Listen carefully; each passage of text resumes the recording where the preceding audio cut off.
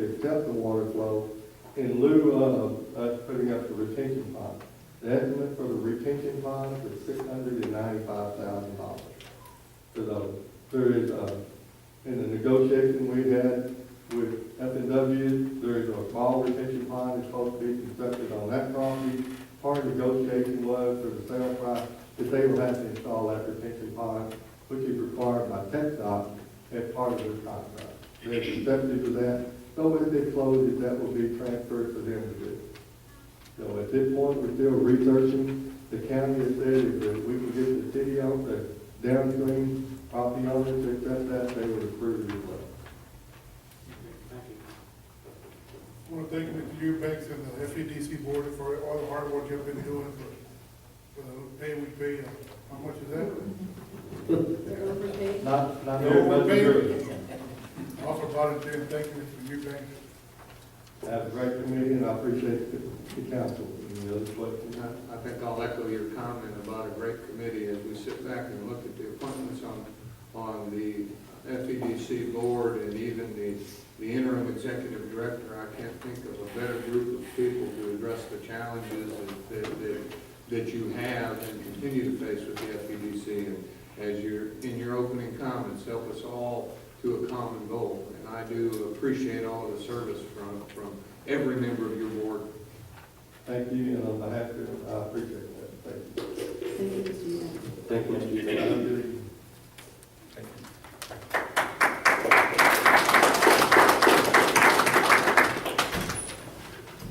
Okay, our next report is going to be 3CC Parks Foundation, Mr. Jones.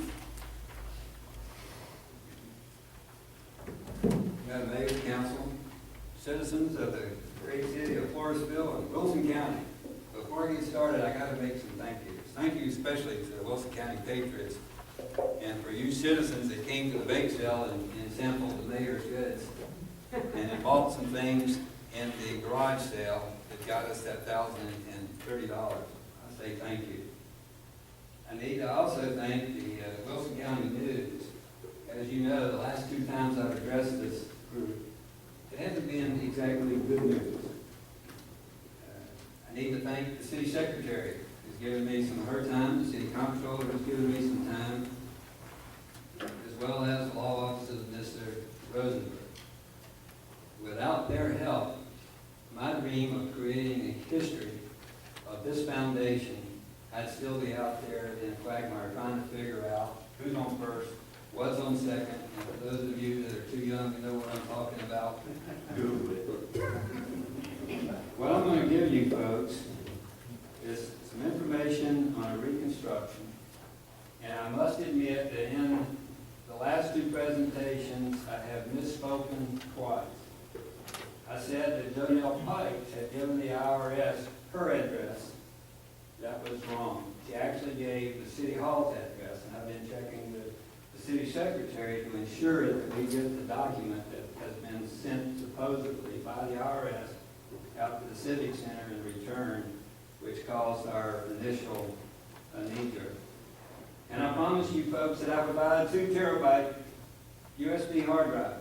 Well, I didn't. I only bought a 1 terabyte because it was like $30 difference. And well, this is out of the bottom of the cart.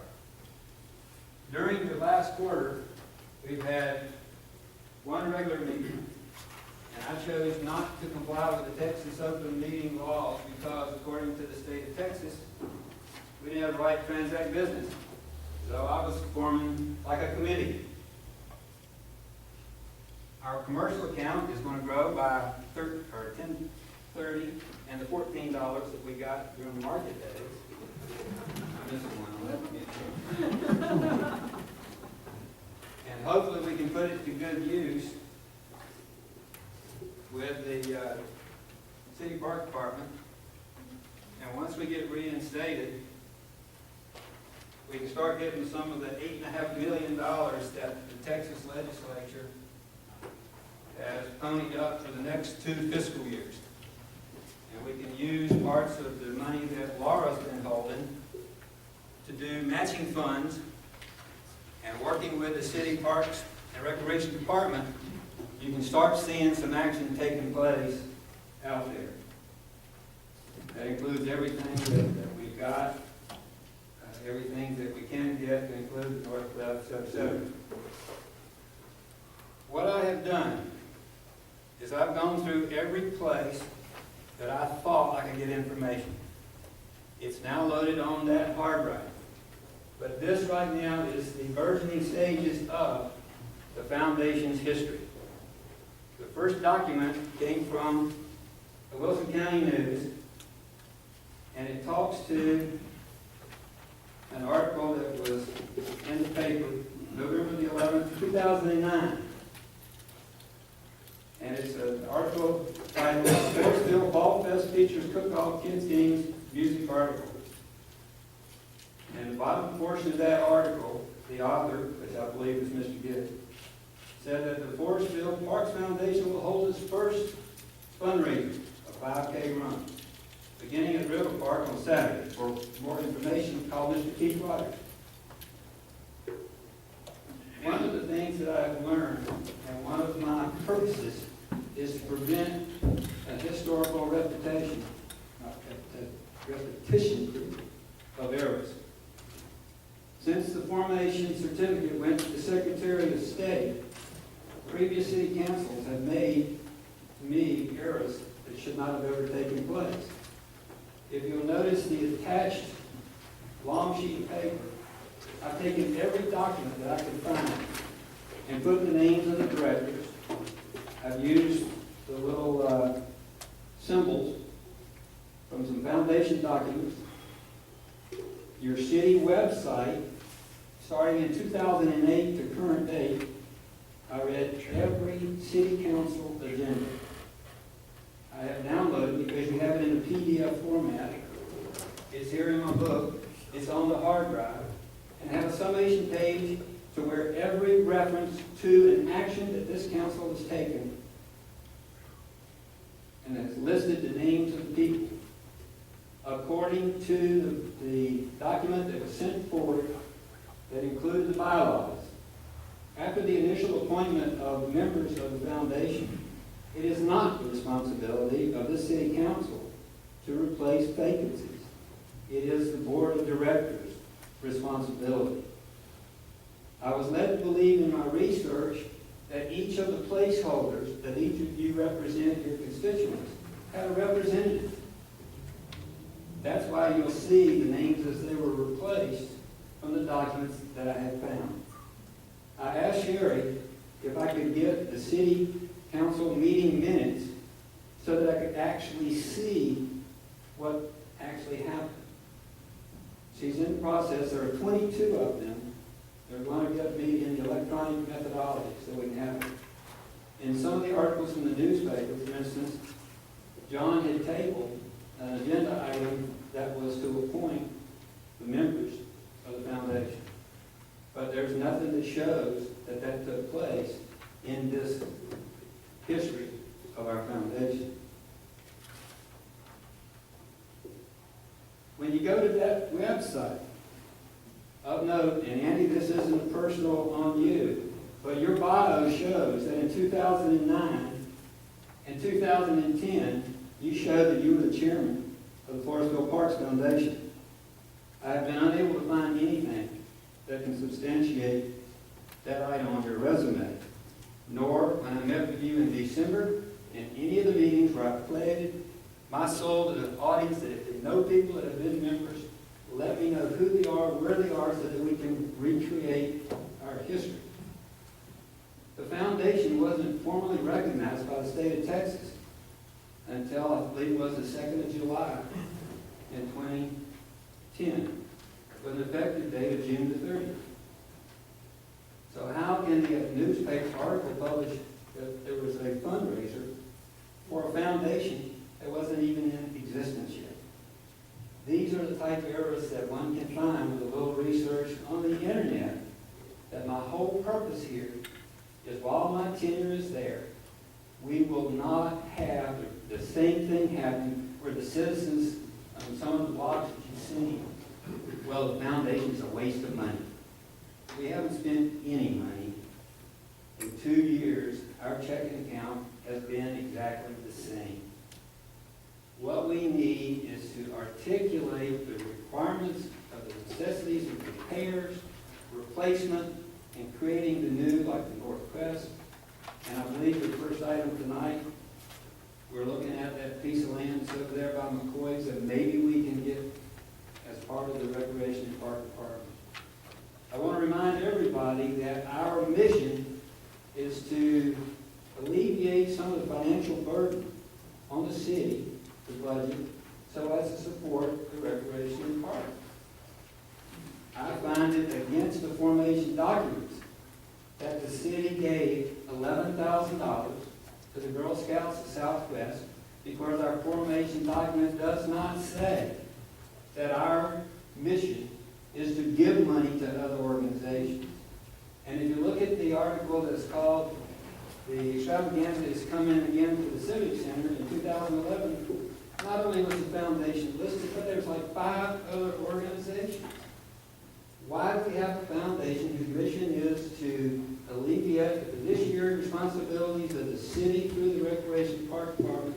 Why are we giving those dollars to somebody else to benefit from the gracious citizens of this city and this county? That linear time that goes through there that I gave you, I was given a copy of the trifold that was given out at the very first extravaganza. And it lists people that nowhere in the record that I have.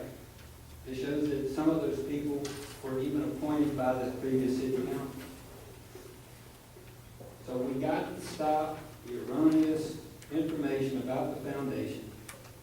Hold our heads up. Oh, I need to mention that Mr. Rosenberg had briefed at the last meeting, I believe, that he has a friend who's a lobbyist.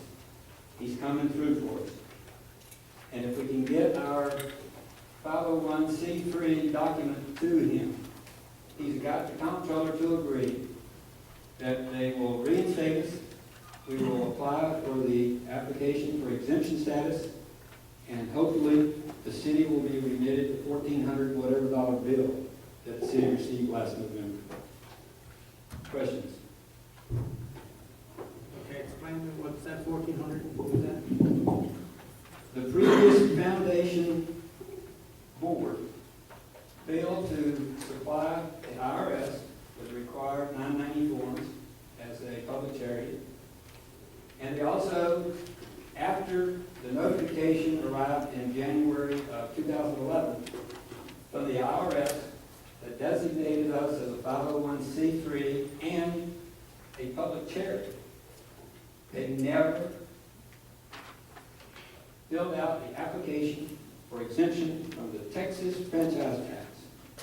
In fact, Mr. Hug of Lou's office had talked with an individual at the Comptroller of Public Accounts. He said they never received anything from the foundation.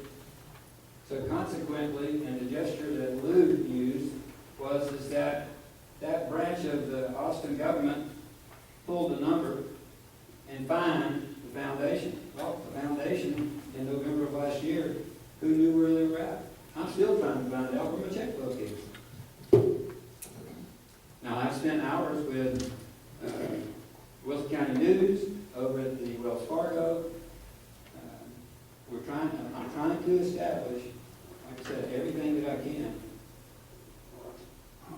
So again, you people here, and I've got some extras if anybody out here would like to see it. If you know who they are, where they are, I would love to sit and talk with them. I need to find our checkbook because now we've got some more money. We can't spend it unless I go over and try to get a counter check or reorder some more checks. How many of these people have you spoke to already? Well, other than asking the mayor for her niece, I talked with Alex Trevino, who is the city rep from the park department. Can we get together with your brother? Because he's the first president that I could actually find documentation that said he was the president. But again, if you look at that line, he was replaced in February.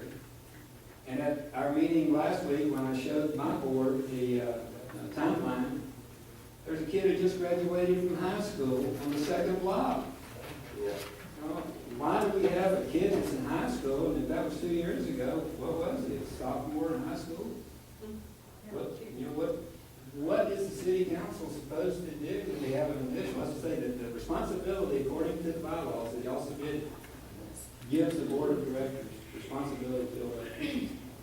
And until somebody takes a big stick and whips me, I'm gonna shake that stick, and that's what we're gonna do as we go through.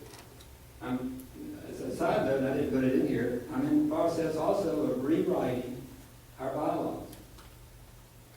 In the president's job description, I'm putting in bylaws that at the end of my tenure, I will sign the appropriate, I think it's a 402 Texas form, which is a resignation responsibility as the registered agent, which once we get squared away, we're going to do that with Mr. Jocelyn.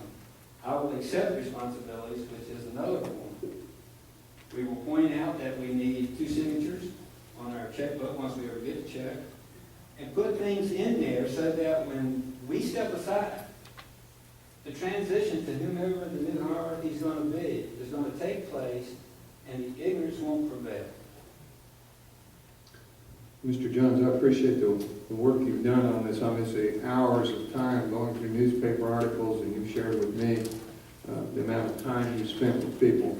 I am concerned about the finances and what was published and what I've read about the organization. I remember reading a statement from a former elected official who said he had personally raised $25,000 for an event, seemingly through the Parks Foundation. This Parks Foundation has issued checks, or through the city issued checks to as much as $11,000 for the Girl Scouts.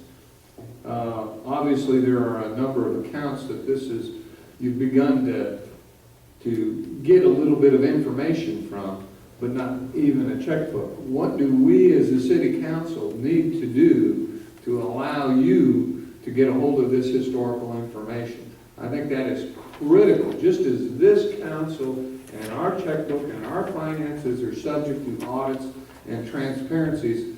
I believe the same is true of 501(c)(3)s and an organization who's supposed to be reducing our costs of maintaining our parks through some of their efforts, should have that same sort of transparency. So what can we as a city council do? What can we as city staff do? What can we as legal counsel to the city do to help you get a hold of those financial records and your checkbook? The initial response, I would turn across to this gentleman who's back here, who in articles, he did an information request of the city. He requested exactly what you're alluding to, the checkbook for the 2010 holiday extravaganza. It's my understanding through the articles from the newspaper that the city initially wasn't going to hand over documentation, to where the newspaper went to the Attorney General and instructed the city to give it. There's still no ledger that shows the distribution of the $70-something thousand, the intake, the outtake. There's a spreadsheet, but there's nothing from the one checking account that ended in 929. And because I'm not a signature at Wells Fargo, they won't let me gain access. And it takes an act of Congress and meeting minutes and agenda items to specify who's going to be the signatures, is what they told me. And then I can get access to that 929 account. I can get through Jonelle Pipes, who's a signature, and the mayor is a signature on the 117 account, which is the current account where we still have the 43. Whoa. Can I ask just for clarification, why is the mayor a signature on the Floresville Parks Foundation checking account? I don't know. No, I don't get to sign checks. But you are a signature. You and Jonelle are the 2 signatures according to Sylvia Martinez at Wells Fargo. I spent time with her last week. Because I sign checks for the city, That's all I know. but not for the park. Well, I think this needs to I'll check it. have some immediate, one, if there are 2 checking accounts, one that is closed. Well, I may have misled you. The 929 account in midstream 2011 was closed. Okay, well, if we have one account that in midstream 2011 may have had some of this money, we need to get access to that information. And I'm certain that our counselor and our city staff will do everything possible to alleviate whatever challenges you're having with Wells Fargo, because you are the duly elected and appointed president of the Parks Foundation.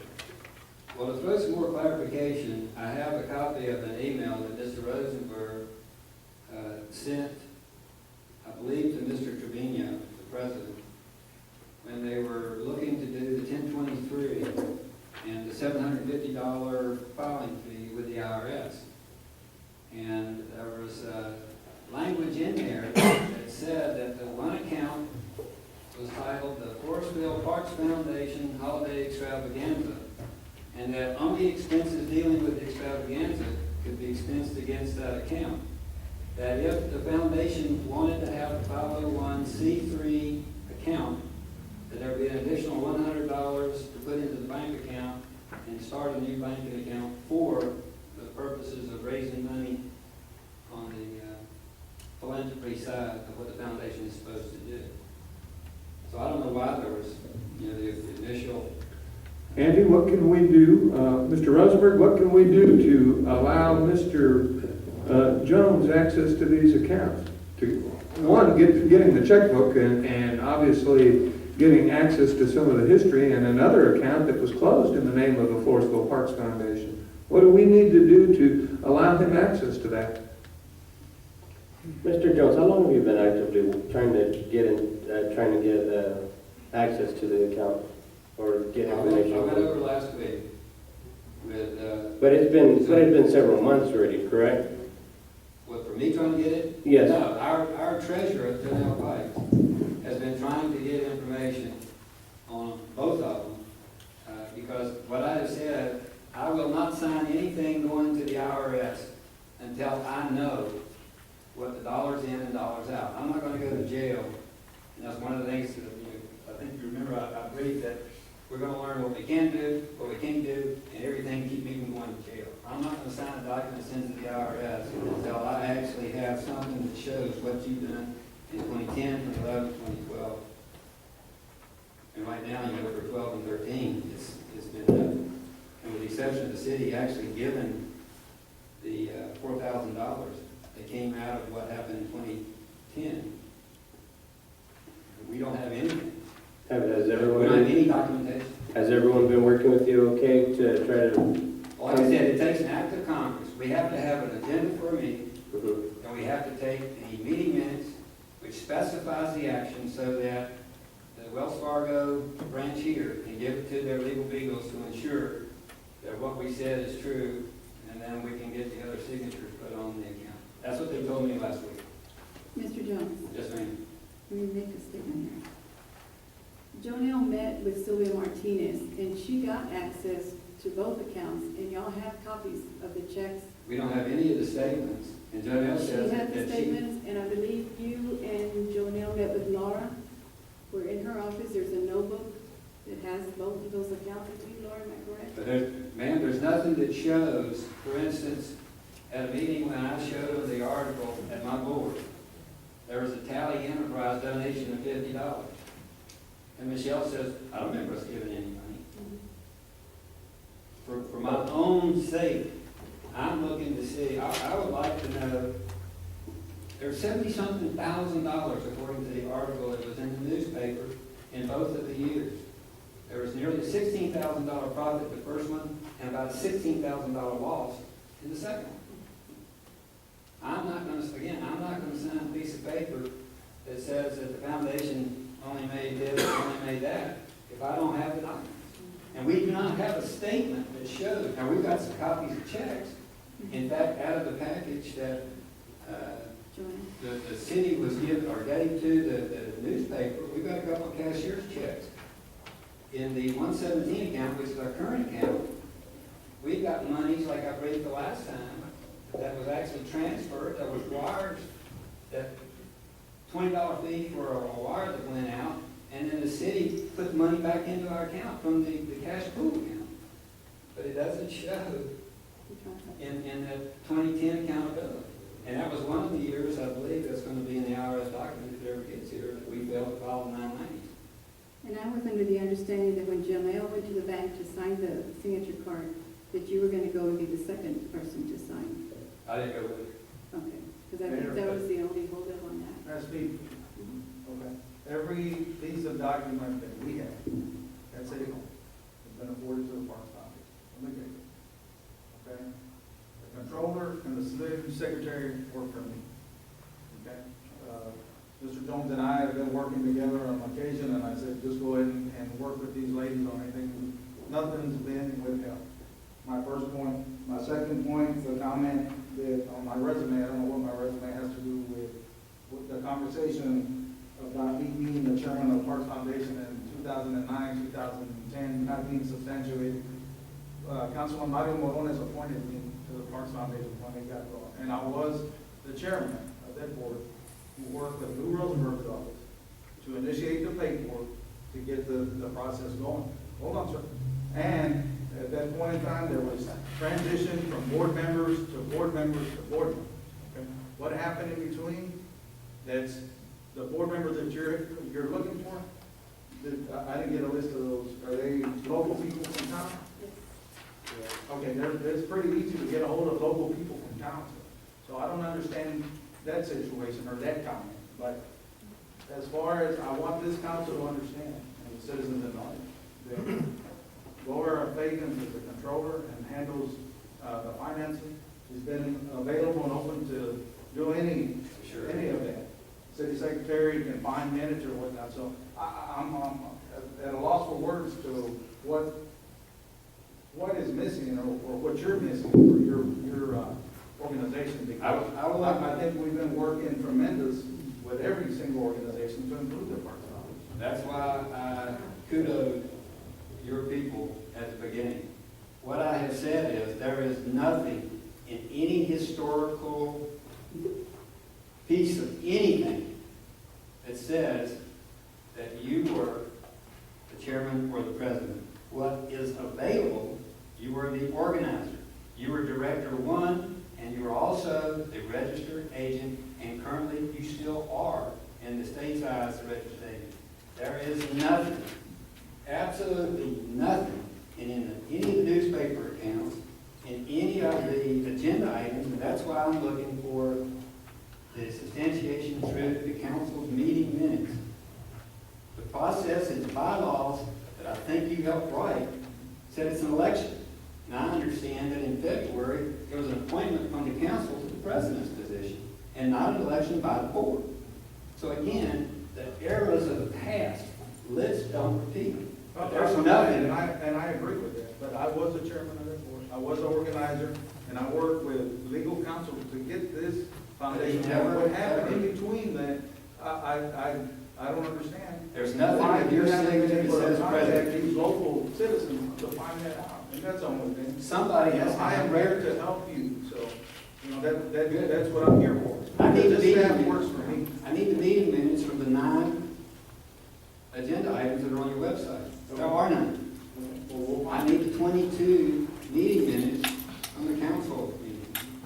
And my question to you, Mr. Rosenberg and Andy, was not questioning whether city staff was being supportive or not. I think Mr. Jones clearly said that. My question is, what do we need to do, or how can we assist him in getting the bank records, the statements? I think banks maintain statements for years and years from accountants. And I say that questionably because we know of two that were the Floresville Parks Foundation, so that they can adequately go through this and put the pieces together. Sure. Councilman, what happened when Mr. Gibbs asked for he filed for an open records request on everything that had happened with the holiday extravaganza. The reason that anytime we get an open records request for information, we'll send it to our legal to find out what can we release, what we can't. The issue that the newspaper didn't contact the Attorney General, that's our job here at City Hall. Said, we've got these documents, we're sending them to you, we think that we can release these, but we shouldn't release these because they have bank account numbers. Okay? Here recently, I think Lou got the Attorney General's opinion and said, release everything. soon as that was given to, that director was given from legal to the city manager, it was delivered by myself to Wilson County. All of those documents have been provided. Well, that's not what I'm asking, Andrew. Okay, Mr. Jones has said that he has gone to Wells Fargo Bank and acquired some information, okay? Some checks, okay? What he's looking for is the financial statements from the bank accounts back to when the organization was established and money started running through that account. And Wells Fargo is telling them, you need all of these things so that we can run it through our legal. My question is, what can our legal and our city management do to assist Mr. Jones to get those bank statements? Sir? Answer. If I can't get them through the legal counsel for the bank, I can subpoena them. Then I'm going to suggest Mr. Jones and Mr. Rosenberg work together to get those financial They've been statements. working together. Well, I just haven't had that request from them. I didn't know what I was supposed to do.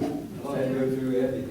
Mr. That's Jones, all right. I've been working with you, Doug. I know you have. And pro bono too, I was fine. Mr. Jones, Yes, ma'am. what statements did Jonelle get when she went to Wells Fargo? Because she showed me copies of the bank statements.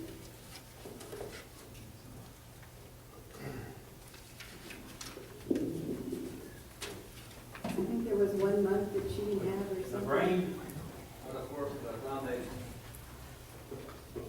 Because I know that, I also told you who the treasurers were and what the contract was. Okay, now here's the latest. Here's the latest. That's the 117. The current.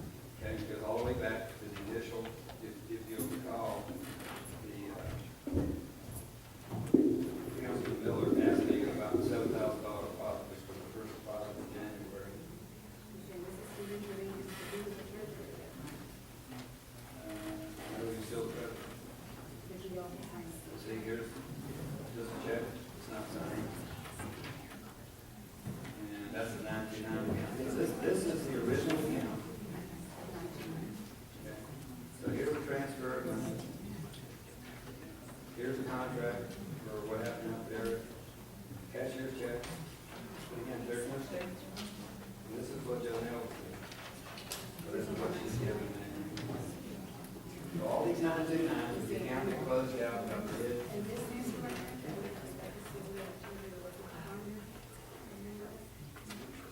So again, if I don't have access to the account, who's supposed to sign up, who that person is.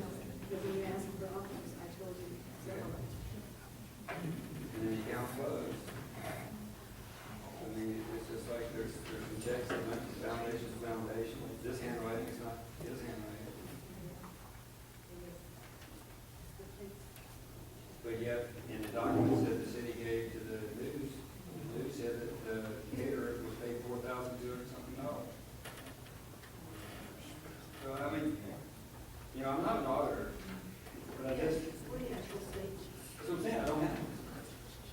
She got these, and in fact, some of these documents, Mr. Gibbs had in his file, when I spent time with him, The bank on the legal treatment section. that's what they would give me, Well. until I get them on the signature. Well, I think we've resolved that our council will ensure that you get those statements post-haste to both accounts. I mean, there's even a transfer in here that came from here's $2,725 that both the mayor and the city manager signed the transfer. And if you look at it, the transfer was supposed to be deposited to the 929 account, but the transfer here on the statement that we have, it was transferred into the 117 account. Why would the bank give you copies of checks and not statements? I didn't get them. That doesn't seem, it makes sense. Now, that's what I'm saying, there's no, how many times have I asked you to run this forum? Where are the records? Andy in December gave me one little blue folder that had a meeting agenda for the foundation. He had Mayor Tejada's wellness initiative and something with Sarah. That was the only documents that the city has given me dealing with the foundation. Everything else has been through inactive. Well,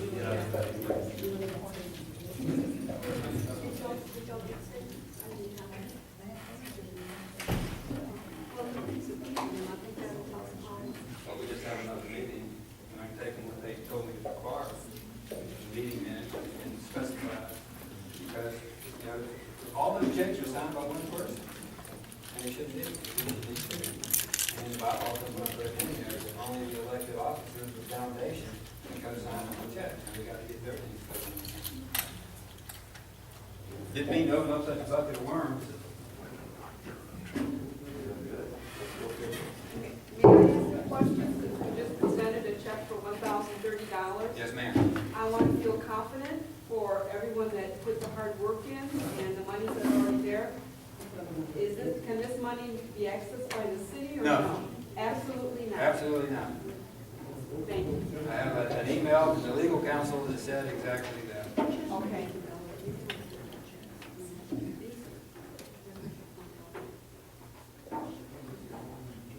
Madam Mayor, this is a report item, I think we need to finish the report. That concludes my posture in 101.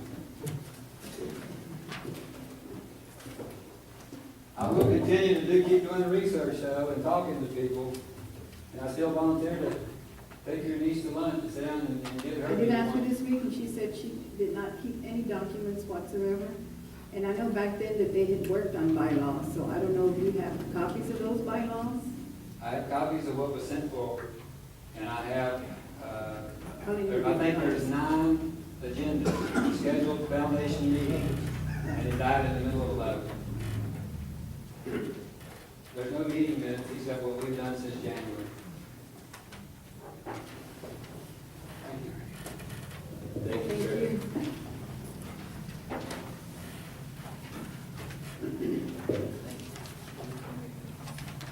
Okay, now we're gonna go on to item 3C, D, P, and Z. Mr. Mahoney, next, please.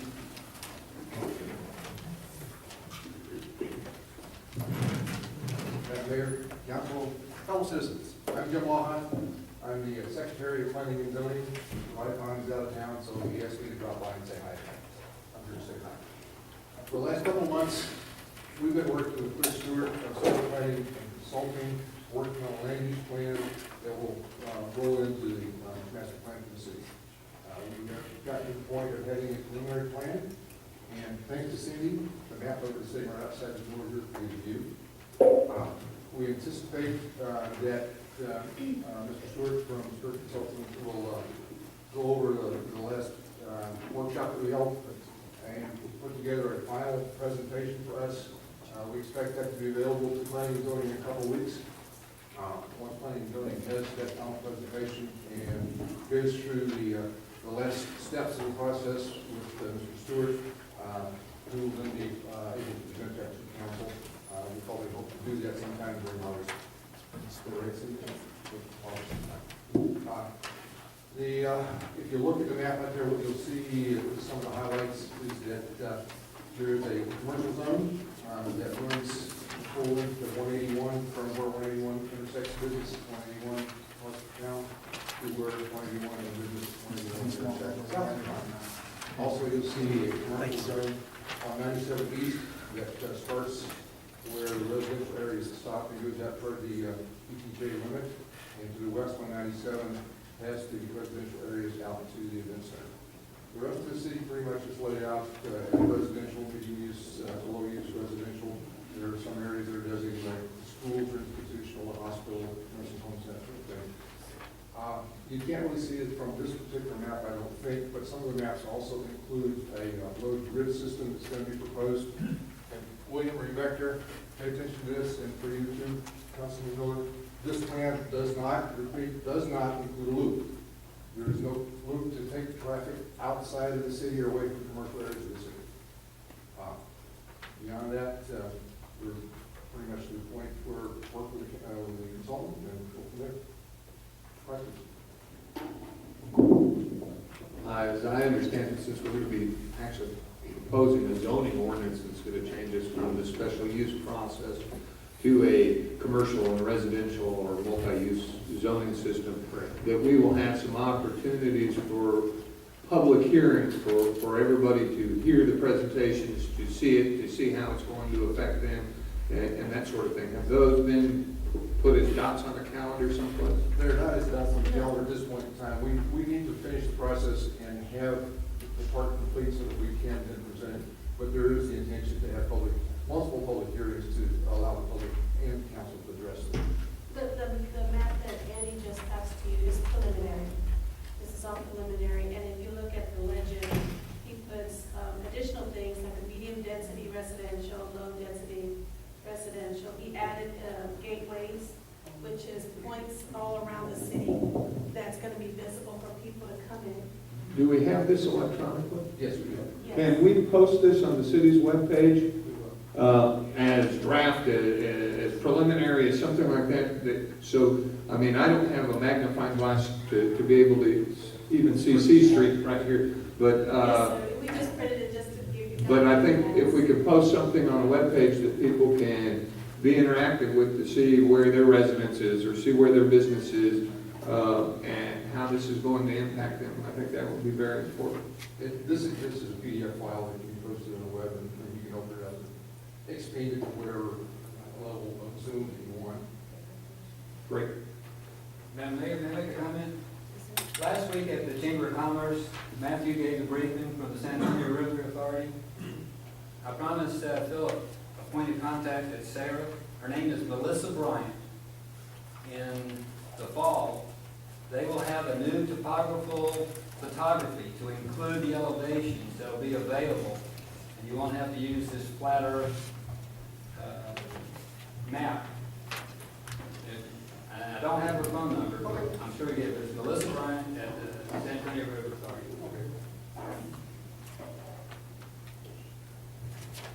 Now, this is a map from FEMA, or is it a Sarah map, or? The map that you have right now, Yes. the one that was just passed out, Yes. what Mr. Stewart did was they essentially took a Google map, the Google Earth map, and used their own graphics tools to overlay it. All this green is, That's the floodplain? Yes, that's a floodplain designation.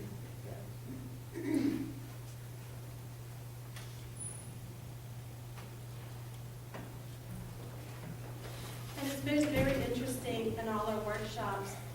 We've had, like Mr. Longhorn here and Ray Lambert, people that have been raised and grown up here. And then we have people who are new to the area. So we've got a really good mix in the committee workshop to have some input. We're telling them where our civic institutions are. We're telling them where the schools are. We told them areas where, some historical areas that are in town. So Chris Stewart, what he's doing, he's also wanting to put that in the future land use plan, cultural and historical areas in the map for the city to look into the future. So it's been a really good, we've had about over 5 workshops, and he'll get old-fashioned, get tracing paper, mark all over the map. Everybody's putting some really good input on it. We kind of, I know Mr. Vipon was hoping that we got more input from citizens, but we'll get that when the public hearings come, soon. But with the workshops that we've been having and with Jim and the whole gang there, it's been really good. Been really good input. Other questions? Thank you.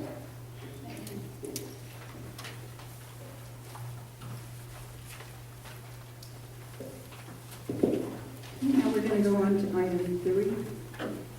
D, technology update. Andy? Mayor, with you and the council's permission, Sherry Pollock's going to handle the technology work.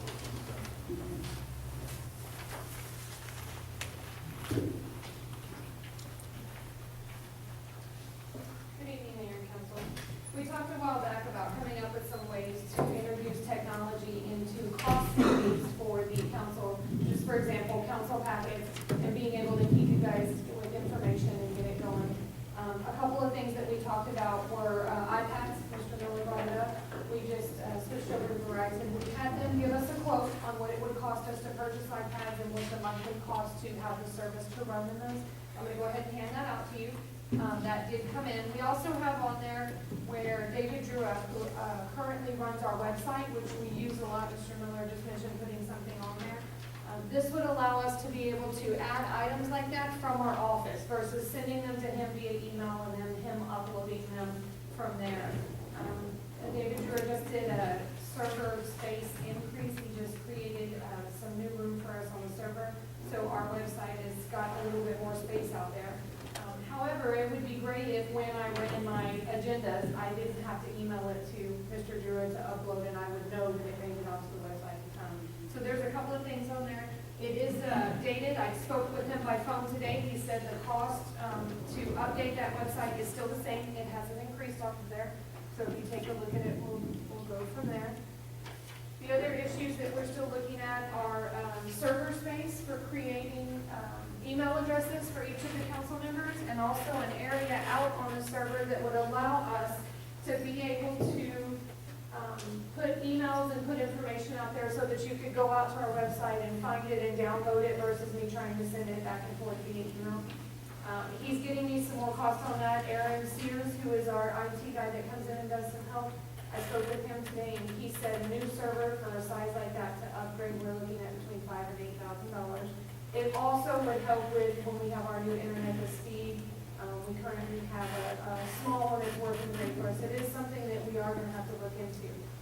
One of the things that we'd like to get approval for in our next budget is going to be for Aaron to come in and do a total technology overhaul for us. Tell us how many computers need to be replaced, what needs to be updated, what needs to be upgraded, how we can make things more accessible to the public via our web with the space that we have here. So I'm still working on that portion. I'll get some more information. One of the things that I did do, 4 items, I know everybody that got their packet, each person had probably 200 pages at least of information that went out.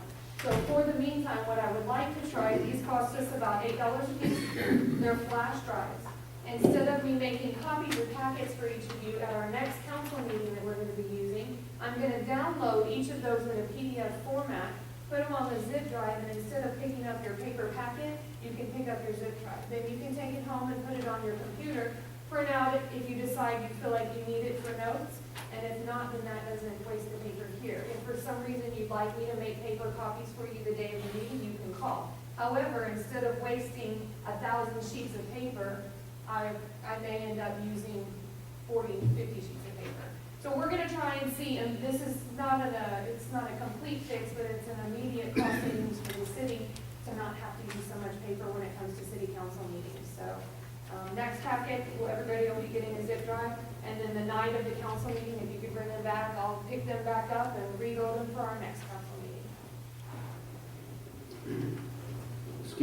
I think the original question on this, okay, was great. It's going to cost, $8,000 to do iPads, or it's going to cost $3,840 to upgrade the web page. The original question on this was, what would the cost savings be? What are we spending today in creating packages like this, in man hours and materials, and what would that cost be compared to this cost? If this cost is $10,000 and this cost is $4,000, it's a no-brainer. If this cost is $4,000 and this cost is $4,000, then we have to make a decision. Or if this cost is $2,000 and this cost is $4,000, again, now we have a decision that we have to make. If we're going to make decisions about technology, we need to be able to compare what we're spending to do A to what we're going to spend electronically to do A. Secondly, when it comes to technology reviews, I know there are organizations out there besides our IT guy, only because I know him personally. Mr. Uhas works for Canon Incorporated. Their company specializes in those types of services for not only small communities, but also very, very large communities. And they may be able to come in and offer lease services versus comparing equipment. When we do these kinds of things for technology, to come to the council to make a decision, we truly have to be able to ask the question, what was it going to cost the way we're doing it to propose, what is the proposed way of doing it? I agree, and this was just an update. This is just to let you guys know that we are working on it. This is what we've come up with so far. And I just wanted to put out there on the cost savings, I wanted to bring the zip drives out and let you know that that's an immediate cost savings that we're looking at while we're still going through the process. We will come back with the numbers that you're looking for, what it cost us per council meeting to do packets, man hours, paper, that kind of thing. And that will definitely be when we come with some suggestions or examples. Again, this was just a matter of putting the technology on there. It had been a couple of council meetings since Mr. Miller had asked for it, and I just wanted to update that it is a project that is ongoing. We are working on it. Well, and again, my question was specifically related to not overall city technology, was in how we're distributing the information to the council. You know, I've had to buy a file cabinet for the amount of paper that is generated, and as late as 2 o'clock this afternoon, I'm getting documents that I'm printing at my expense to come to a council meeting, okay? So specifically, that was the request as it relates to how do we get this information to the council. Now, we've done a lot better, and as I looked at your presentation from the last council meeting, and communicating with the council, at least, and 99% of that has been electronically, okay? How can we reduce that cost here at the city council meeting? If that's an iPad, great. If it's not an iPad, that's okay. I'm opposed to the flash drive for the simple reason that I can look at that at my office. But when I get here in the city council meeting, I would like to be able to look at the document that we're talking about. So how do we reduce the cost of printing that? Is it an iPad? Is it a laptop? Is it a common screen? But we must find a way of reducing that cost. And that was the point of the original request. And this estimated cost, would it go up more? This was a 2011 estimate or what? I spoke with him today, Mr. Malonis, and the cost is still the same. The process was good. That's the only reason I put it in the packet is because he said that the cost estimate was still good. April 2011. Right.